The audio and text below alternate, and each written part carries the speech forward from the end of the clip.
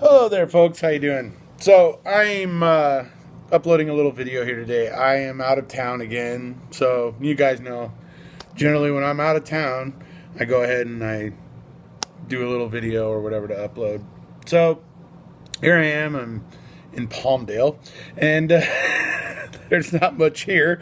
It's a dinky little town, just north of Los Angeles, about 2 hours north of Los Angeles, and so, been working and had enough work that we had to actually stay 2 days. So, so here we are.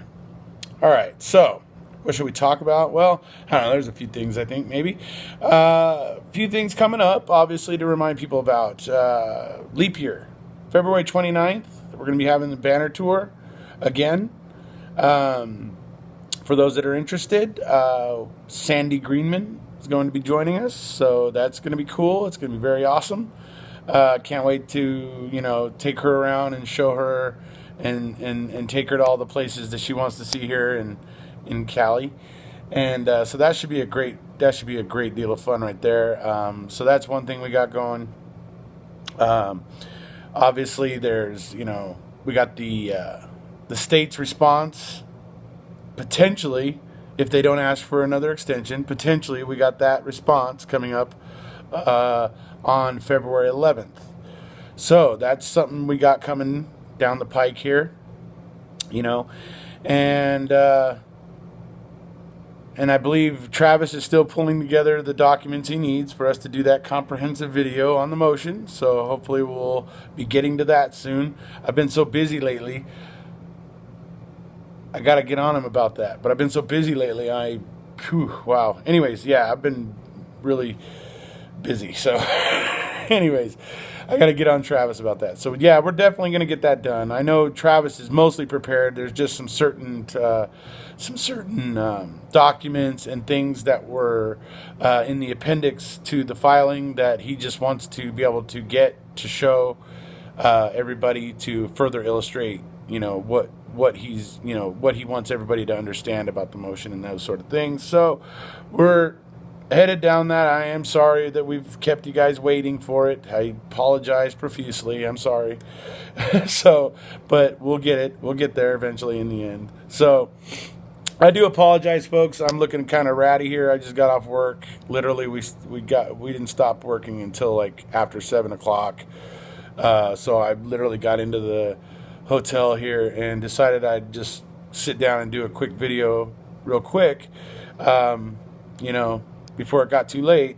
So that's why I haven't gotten cleaned up yet. So I do apologize for looking a little ratty, folks. Anyways, so what we've got, lots of things. Obviously, there's a big hubbub going on right now. Those of you who know, Ken Kratz had a YouTube channel, and he was uploading videos to it for a time. Interesting development. He has recently deleted all the videos on his channel. However, somebody got copies of those videos before he deleted them. And in one of those videos, interestingly enough, and I haven't been able to look into this fully myself yet, but interestingly enough, it is kind of interesting that there was an image in one of the videos that was of the gentleman from the Murder in the Park, which was Sean Reck's previous film. Sean Reck is the one that's doing Convicting a Murderer. His previous film was A Murder in the Park, and it showed one of the gentlemen that documentary was about. It's very odd that would be in a video that Ken was making about making a murderer, and Teresa and Stephen and Brendan, right? So it'd be odd. It's kind of odd that image is there, and it kind of would suggest, as many people have been thinking, that because Ken Kratz and Sean Reck seem to have, they seem to talk. They seem to, they seem to communicate, it would seem, and seeing that image in one of King Kratz's videos, you know, basically what it comes down to for me is why is King Kratz putting stuff like that in his video? And does it, I mean, and is Sean Reck really, you know, I mean, if he's you know, buddy with King Kratz, as some of these things might suggest that he is, once again, not saying absolutely for certain, but the fact of the matter is that Sean Reck is making a documentary that is going to basically be telling the story of why Stephen and Brendan are guilty, you know, which is ridiculous. I can't, you know, I don't know what he's going to try to pull out of his butt, or what's going to be in this documentary of his that he thinks that he's going to be able to conclusively prove anything. So, I don't know. It'll be interesting to see what Sean Reck puts in his film. But like I said, if he has a close, you know, relationship or a friendship, or I don't know, even just a, you know, if him and Kratz talk and share ideas, you know, or whatever, I think that's interesting, and it might explain why he decided to make Convicting a Murderer instead of making, you know what I mean, right? Instead of making something else like a hard look at the Avery case, or something else that's fairly indifferent, right? That's indifferent. That's just that would say, I am just going to go into the facts and look at the facts and report what I see or whatever, and that sort of thing. But because he calls it Convicting a Murderer, he is basically trying to counter making a murderer. And if that's his goal, if his goal is to strictly, you know, counter making a murderer, well, that's biased. I mean, he's not. That's fine. He's allowed to be biased, but it seems to me that if you're really trying to get at the truth, and you're worried, if you are a person that is worried that making a murderer got it wrong or didn't get it completely right, then wouldn't you seek to make a film that isn't charged one way or the other, that's basically going to call it right down the line? You know, to call it fair, to be fair. That's just a thought of mine. So clearly the fact that he named it Convicting a Murderer shows that he has an interest, or that he has, in his mind, he believes that Stephen and Brendan are right where they belong, to be naming it that. So, I don't know. I think it's interesting. But the point is, I can't wait to see it. I'm obviously going to watch Convicting a Murderer when it comes out. And I'm going to, you guys know, I'll be commenting right here. Woo. Right? So, so it'll be interesting. But like I said, he didn't choose to make a video, you know, where he wanted to, you know, he didn't choose to take the path of making a even-handed, you know, documentary, basically.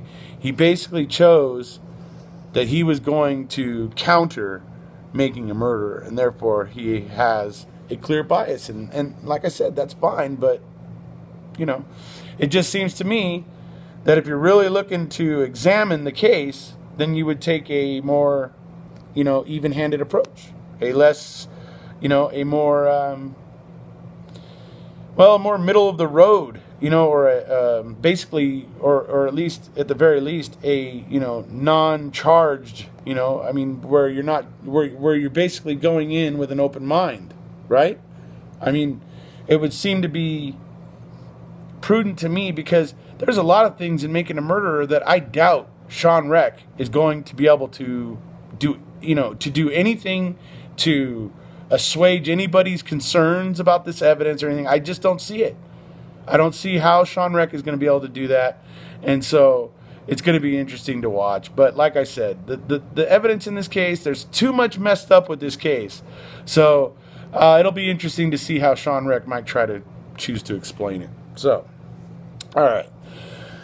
So that's interesting stuff. Obviously, having that image from A Murder in the Park in one of King Kratz's YouTube videos is, yeah, strange and odd, and would suggest that Ken and Sean are not just acquaintances, I guess you might say, right? So, all right, so that's what I wanted to talk a little bit about today. I noticed it's been getting talked a lot about on Twitter. I'm going to try to, like I said, I've been so busy. I've been out of town and everything. I haven't really been able to, I don't even have my computer right now. I'm recording this on my phone right now and uploading it for you guys because I'm not at home. I don't have my computer and stuff like that. So, I can't look into anything just yet. So I get home tomorrow night, though. Tomorrow night, and I assure you, Mr. Capaldi has been, all over this.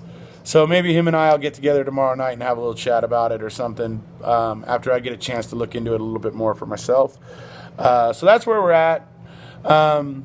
Just wanted to do another video for everybody when I'm out of town, because I'm out of town. I've kind of been doing that, kind of been making a bit of a habit of going ahead and doing an upload for everybody whenever I'm out of town.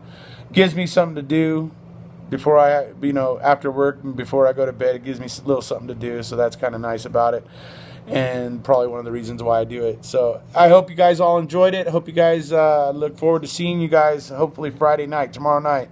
When I get home, I'm hoping to go live. I want to be able to go live, but I may get home really late, so that maybe Saturday morning.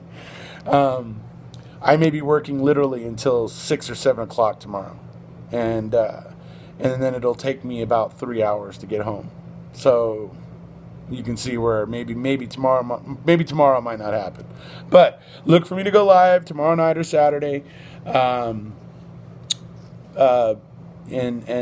like I said, we'll take a little dive into this stuff, and like I said, I'll see if Mr. Capaldi wants to join me, and maybe even some other folks. So we'll have to see. We'll check it out, but I'll figure that all out tomorrow night and Saturday. Look forward to seeing you guys this weekend on my when I do go live, either tomorrow or Saturday. So be there or be square.